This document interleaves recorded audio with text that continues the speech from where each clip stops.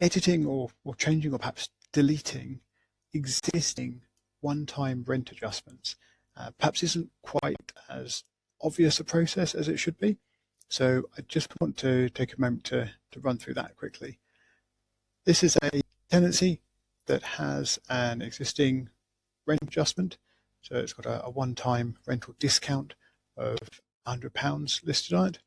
This is added through the one-time rent adjustment button up here, but there's no way to view the details of this or edit it or delete it on this line.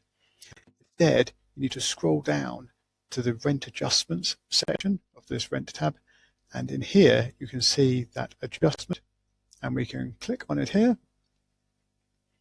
We can then see the details of it. So this is the description I added for it, the amount and the date, and here we can then edit it, and we can, if we want, change the amount perhaps to something else and save that. Go back to the rent. You can see that's been updated, and updates filter straight through to balance the outstanding amount.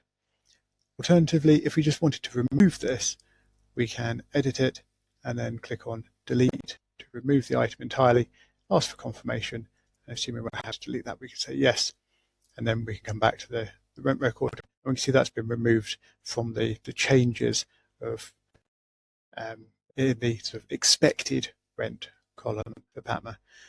And now, because the rent that was paid was never changed to reflect the reduction, the balance now works out to be zero.